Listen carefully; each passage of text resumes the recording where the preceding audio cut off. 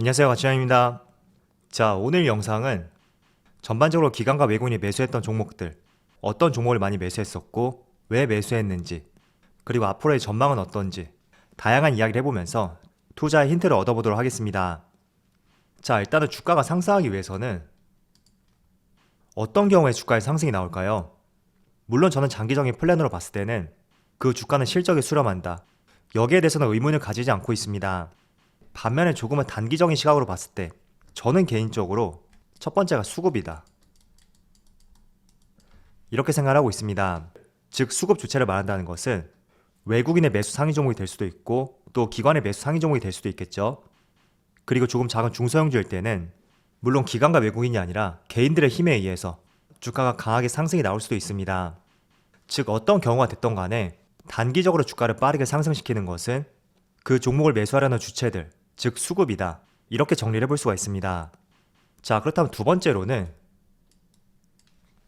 이렇게 수급이 몰리기 위해서는 분명히 어떤 재료와 모멘텀이 있겠죠. 그리고 제가 말씀드린 실적 같은 경우에도 이런 재료와 모멘텀 안에 포함되는 범주라고 보여지니까 같은 맥락에서 이해해보시면 좋을 것 같고요.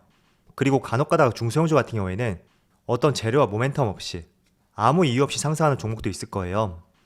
물론 그런 종목들은 예외적으로 한번 이해해보시면 좋을 것 같고요. 어쨌든 주가를 단기적으로 강하게 끌어올릴 수 있는 것은 첫 번째가 수급이다, 이 점을 먼저 이해해보시고 그 뒤로 있는 것이 어떤 재료와 모멘텀, 이런 것들이 되겠죠. 자, 그런데 수급하고 재료와 모멘텀, 제가 나눠서 설명을 드리고 있지만 어떻게 본다면 동일 선상에서 볼 수 있는 그런 내용이거든요. 그래서 수급에 의해 주가가 단기적으로 상승이 나온다면 일반적으로 재료와 모멘텀은 동반이 되고 있다, 그렇게 해석을 해보면 좋을 것 같습니다. 그래서 그런 내용을 한번 이해해 보시고 지금부터 기관과 외국인이 매수했던 종목에 대해서 한번 살펴보도록 할게요. 자, 날짜는 11월 8일부터 11월 13일까지. 이번 주에 외국인이 가장 많이 매수한 종목은 첫 번째가 카카오게임즈죠. 그리고 두 번째가 카카오뱅크, SK하이닉스, 크래프톤, 삼성 SDI, 심텍, 이런 종목들이 쭉쭉 나열이 되어 있는데 일단 가장 먼저 카카오게임즈를 한번 확인해 볼게요. 자, 카카오의 단기적인 수급을 보면 전반적으로 기관이 주도했던 업종 중에 하나였어요. 그리고 지난주부터는 외국인 쪽으로 조금은 수급이 옮겨갔다, 그렇게 볼 수가 있는데 일단 카카오게임즈는 NFT 거래소를 설립하겠다, 그런 이야기를 했던 만큼 우리가 최근에 핫하게 보고 있던 NFT 관련주 속에서 기대감을 가져볼 수 있는 종목이라고 판단을 하고 있습니다. 그리고 최근에는 MSCI 지수에도 편입이 되면서 또 새로운 패시브 자금에 대해서도 기대를 해볼 수 있는 종목이거든요. 자, 그리고 차트의 흐름을 보면 지난번에 오딘 효과로 인해서 10만원 돌파한 뒤에 꽤나 큰 조정이 나왔었죠. 그런데 최근에 다시 10만원까지 다시 한번 직전 고점까지 가파른 상승 흐름을 보여주었습니다. 자, 그런데 저는 카카오게임즈에 대해서 한 가지 우려하는 부분이 있다면 물론 NFT 사업과 연관성 있는 종목이고 또 MSCI 지수에 편입이 되었다고 하더라도 지금 위치를 보면 직전 고점, 정확하게 직전 고점까지 많은 상승을 보여주었습니다. 그래서 직전 고점에서 빠르게 상승이 나오지 않는다면 또 쌍봉을 만들고 주가가 조금은 무너질 수 있는 가능성도 있거든요. 그래서 이런 흐름과 비슷한 종목을 몇 개 보여드리면 삼성 SDI, 자, 이 종목도 마찬가지로 직전 고점 부근, 여기까지 주가가 상승했었는데 이 고점을 강하게 돌파하지 못하면서 주가가 또 크게 밀리는 모습이 나왔습니다. 자, 그리고 현대위아, 이 종목도 마찬가지죠. 직전 고점까지 주가가 많이 올라왔었는데 강하게 돌파하지 못하면서 또 주가가 한 차례 밀리는 모습이 나왔거든요. 자, 그래서 그런 관점에서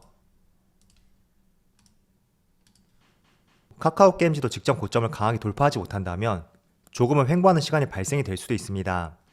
자, 이런 부분은 심리적인 요인이 많이 작용을 해요. 일단 직전 고점을 강하게 돌파하지 못한다는 것은 제가 말씀드린 그런 내용에 의해서 투매가 나올 가능성이 있거든요. 그래서 직전 고점에서 주가가 많이 무너지는 경우가 상당히 많은데 이런 부분은 수급과 재료가 받쳐준다고 하더라도 단기적으로 흔들림이 생길 수 있을 가능성이 있으니까 과연 강하게 돌파를 하는지 그런 부분을 보시면서 차라리 여러분들 신규 진입이라면 돌파 뒤에 눌린 구간을 활용해서 그 시점을 한번 관심 있게 지켜보는 것이 좋지 않을까, 저는 이렇게 생각을 하고 있습니다. 그렇지만 어쨌든 재료와 수급을 양호한 만큼 한번 기대해볼 수 있는 종목이다, 저는 이렇게 말씀을 드릴게요. 그리고 두 번째로 카카오뱅크, 자, 이 종목은 지난주부터 외국인이 조금은 멀리했던 종목이었는데 지난 한 주 동안은 외국인들이 꾸준히 매수세를 보여주었고 일주일 내내 매수세를 보여주었습니다. 그리고 차트를 보시면 지난주 주가 흐름이죠. 자, 그런데 카카오뱅크 같은 경우에는 이때 첫 양봉이 나왔을 때 이 당시에 3개월 보호예수 물량이 풀렸었던 당일이었습니다.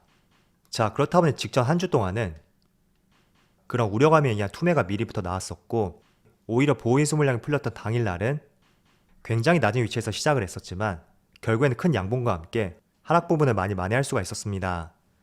자, 그리고 그때부터 외국인들의 수급이 들어오고 있거든요. 자, 그런데 제가 지난번에 카카오뱅크에 대해서 처음으로 21선을 돌파했을 때 이 당시에 한번 언급을 해드린 적이 있을 거예요. 어떤 종목이 강하게 방향성을 들었고 또 21선을 처음으로 회복했다. 그렇다는 것을 한번 관심을 가져보자고 말씀드렸습니다. 그런데 보호예수 물량이 풀리면서 다시 한번 급락이 나왔었는데 저는 일주일간에 굉장히 빠르게 회복을 했다고 생각이 되거든요. 자, 비슷한 종목을 한번 말씀드려 볼게요. SK바이오팜 이 구간을 한번 살펴보세요. 6개월 보호예수 물량이 풀리면서 무려 장중한테 18%의 급락이 나왔습니다. 그리고 그 뒤에 주가 흐름을 보면 빠르게 주가가 회복하지 못하고 수개월 동안 밑에서 정체된 모습을 보여주었죠. 자, 그런데 카카오뱅크 같은 경우에는 단 일주일 만에 주가를 빠르게 회복시켜 주었고 또 21선까지 같이 회복하는 모습을 보여주었습니다. 그리고 그 시점을 알고 외국인의 수급이 강하게 들어오고 있다. 어떻게 본다면 외국인의 강한 의지가 포함되지 않았을까? 그렇게도 볼 수가 있을 것 같아요. 그래서 이 종목이 다음 주에도 21선을 깨지 않고 그 근처에서 움직이는 모습을 보여준다면 저는 이 종목이 어쩌면 상승적으로 방향성을 틀 수 있는 변곡점이 생길 수도 있겠다. 그렇게 생각을 하고 있습니다. 그래서 과연 다음 주에 21선을 유지해주는지 이 부분도 같이 한번 지켜보시고 수급도 같이 한번 지켜보시면서 여러분들도 생각을 한번 얹어보신다면 좋을 것 같습니다. 자, 그리고 세 번째는 SK 하이닉스. 자, 하이닉스의 수급을 보시면 정말 빨간불밖에 보이지 않는다. 그런 생각을 심어주는 수급인 것 같아요. 자, 하이닉스 같은 경우에는 어제 목요일날 미국 시장이 종료가 되었는데 굉장히 유사한 사업을 하고 있는 마이크론 테크놀로지 주가에 강한 상승이 나왔습니다. 그래서 이 종목은 아무래도 다음 주에는 좋은 모습을 보여줄 거라고 생각이 되고요. 어쩌면 11만원을 회복할 수 있는 시점도 될 수 있겠다. 그렇게 판단을 하고 있습니다. 그래서 어쨌든 외국인과 기관의 수급이 받쳐주고 있고 또 그동안 나올 만한 악재는 다 나왔다고 판단이 되니까 그런 면에서 저가에서 매수세가 들어오고 있지 않을까 그렇게 생각이 되고요. 또 다른 종목을 살펴보면 크래프톤. 자, 이 종목도 정말 많이 매수했죠. 그리고 지난주에 수급을 보면 월요일을 제외하고 내내 매수세가 들어왔어요. 기관도 연기금을 중심으로 꾸준히 매수세가 이어졌고 그리고 차트를 한번 살펴보면 자, 이 종목은 직전 고점 때 거의 50만원 부근이었죠. 이때가 아마도 공모가 근처였을 텐데 제가 이 당시쯤에 한번 언급을 드린 적이 있을 거예요. 지지와 저항에 의해서 저점이든 고점이든 계속 두드리는 신호가 나오게 된다면 그 지지라인과 저항선을 뚫을 가능성이 높다. 그런 말씀을 드렸습니다. 그런데 아쉽게도 세 번째에서 무너지는 모습이 나왔고 또 네 번째 도전에서도 또 무너지는 모습이 나왔습니다. 그런데 다섯 번째 도전만에 정말 강하게 상승하는 모습을 보여주었고 또 지난 50만원 고점 부근을 강하게 돌파해 주었습니다. 자, 그리고 최근에 게임주가 NFT 관련 사업과 엮이면서 굉장히 시장이 많은 관심을 받고 있어요. 그리고 크래프톤도 제가 놓쳤던 이슈가 있었는데 지난주에 실적 발표와 함께 컨퍼런스 콜에서 NFT 게임을 적용해서 활발한 검토와 연구를 진행하고 있다. 그런 발표를 하였습니다. 그래서 아마도 이런 부분이 NC소프트와 마찬가지로 거래량을 동반한 직전 고점을 강하게 돌파했던 주된 이유였다고 생각이 되는 것 같습니다. 자, 그리고 삼성 SDI. 자, 이 종목은 한 달 내내 하루를 제외하고 지금 외국인의 계속된 매수세가 이어지고 있어요. 그리고 지난 8, 9월 달에는 주가가 좀 약세의 모습이 이어졌다면 지금은 21선 위에서 주가의 흐름 자체가 양호한 만큼 마찬가지로 한번 기대해보기도 좋은 종목이다. 그렇게 생각이 되는 것 같습니다. 자, 그런데 기관과 외국인의 수급을 보면서 투자할 때는 한 가지 주의할 부분이 있습니다. 지금 외국인의 수급이 이렇게 받쳐주고 있고 주가도 상승이 나오고 있기 때문에 한번 매수해보자 그런 생각을 가져보신다면 물론 외국인 수급이 이어지게 된다면 주가도 빠르게 상승이 나올 수가 있겠죠. 그렇지만 다른 한편으로 본다면 내가 매수한 위치가 단기적인 고점이 될 수도 있습니다. 그래서 항상 수급을 통해서 매수하는 것은 너무 맹신하면서 투자하지 마시고요. 일단 어떤 재료가 있었고 또 기관과 외국인은 왜 매수하고 있는지 그런 부분을 필히 한번 살펴보시고요. 또 내가 매수한 위치가 단기적인 고점이 될 수도 있는 만큼 항상 비중 조절을 통해서 너무 무리하게 베팅하지 않으셨으면 좋겠습니다. 그렇지만 기관과 외국인이 지금 매수하고 있다는 것은 우리도 한번 관심을 가져볼 만하다, 그런 뜻이 될 수 있겠죠. 자, 그리고 여섯 번째 심텍 한번 볼게요. 자, 심텍의 수급을 보면 지난주에 외국인의 수급이 정말 많이 들어왔어요. 그리고 카카오게임즈를 제외하면 심텍이 코스닥 종목에서 두 번째로 수급이 가장 많은 종목 중에 하나입니다. 그리고 주가의 흐름을 보시면 자, 지난주에 정말 가파른 상승이 나왔죠. 자, 일단 심텍이 이렇게 큰 상승을 보여주었고 외국인의 수급이 적극적으로 들어왔던 이유, 바로 여기 패키지 기판. 이 패키지 기판의 업황이 호조로 보임에 따라서 많은 증권사에서 목표 주가를 상향 조정하고 있습니다. 자, 일단 패키지 기판이라는 것은 일반적으로 이렇게 생겼다고 보시면 될 것 같아요. 물론 쓰임새와 용도에 따라서 조금의 차이는 있겠지만 우리가 리모컨 뒤에 나사를 풀어서 열어보면 아마 이런 패키지 기판을 보신 적이 있을 거예요. 그래서 이런 기판을 만드는 기업이다, 이렇게 먼저 이해해 보시면 좋을 것 같고요. 그런데 이 기판이 지금 호황을 보이고 있다, 그런 기사라고 보시면 좋을 것 같습니다.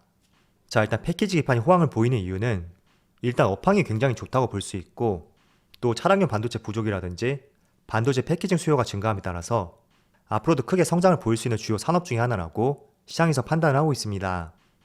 그래서 지금 해당 기업의 실적을 보시면 올해는 영업이익이 약 1,500억 원, 그리고 내년에는 약 2,000억가량의 40% 가까운 영업이익의 성장이 있을 것이라고 판단을 하고 있거든요. 자, 그런데 패키지 기판과 관련해서 제가 다른 종목도 한번 말씀을 드려볼게요. 일단 심텍이 패키지 기판의 대장주라고 보시면 좋을 것 같습니다. 그 이유는 심텍의 매출 비중에 있어서 무려 70%가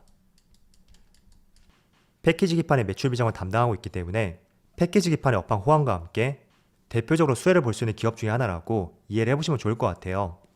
그리고 두 번째는 바로 대덕전자. 자, 이 종목은 패키지 기판이 차지하는 매출 비중이 전체 실적에 있어서 50%를 차지하고 있습니다. 그래서 역시 이 종목도 지난주에 정말 좋은 모습이 나왔죠. 그리고 코리아 서키트. 이 종목은 패키지 기판 매출 비중이 전체 실적에 있어서 약 30%를 차지하고 있습니다. 마찬가지로 정말 좋은 모습이 나왔고, 그리고 네 번째로 해성 DS. 이 종목도 코리아 서키트와 마찬가지로 약 30%의 매출 비중을 담당하고 있어요. 그리고 또 한 종목, 바로 LG 이노텍.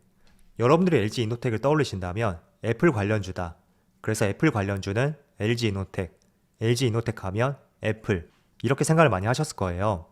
그런데 LG 이노텍도 마찬가지로 패키지 기판이 매출 비중이 있어서 6%를 차지하고 있습니다. 그래서 최근에 지금 주가의 상승이 나오고 있는데 저는 별다른 애플바 이슈가 없었던 만큼 패키지 기판과 관련해서 지금 주가가 리레이팅을 보여주고 있다고 판단하고 있습니다. 그리고 실제로 매출을 살펴봐도 지난해 기판 소재의 매출 비중이 약 5천억대에 불과했었다면 올해는 7,100억 정도, 상반기 기준입니다. 굉장히 가파른 상승 흐름을 보여주고 있습니다. 그래서 아마도 이런 부분이 LG 이노텍에도 주가를 재평가하게 되었던 주된 포인트였다고 생각이 되고요. 또 마지막으로 한 종목을 말씀드릴게요. 바로 삼성전기. 자, 이 종목은 MLCC 관련주라고 여러분들이 아시고 계실 거예요. 그런데 삼성전기도 패키지 기판이 매출 비중에 있어서 17%에 해당됩니다. 그래서 최근에 패키지 기판 관련주가 강한 모습을 보여주고 있고 또 업황 자체도 굉장히 우호적인 만큼 한번 이와 관련된 종목들 관심을 가져봐도 좋을 것 같고요. 제가 폴더로 정리해봤는데 매출 비중으로 본다면 심텍이 가장 높고 그 다음 대덕전자, 그리고 해성DS하고 코리아 서키트, 그 뒤를 이어서 삼성전기하고 LG이노텍, 이렇게 보시면 좋을 것 같아요.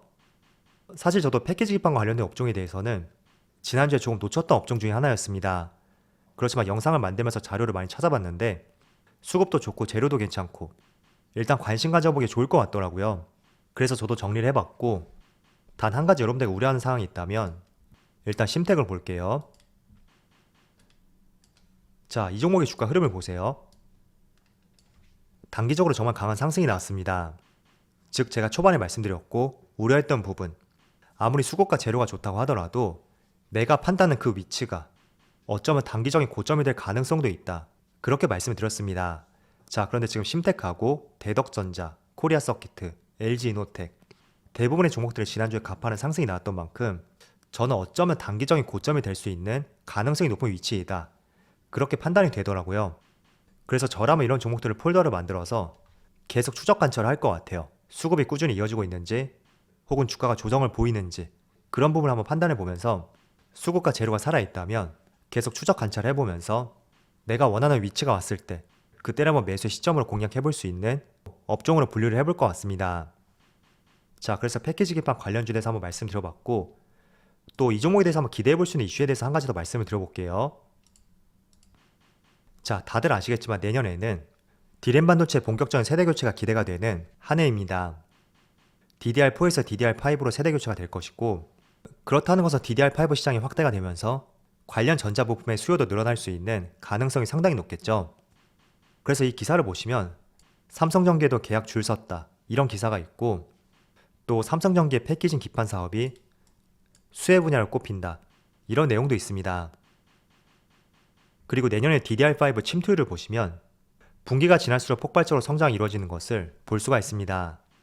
자, 그래서 조금 전에 말씀드렸던 패키지 기판 기업들 지금보다 내년을 더욱더 기대해 볼 수 있는 대표적인 업종이라고 판단이 돼요.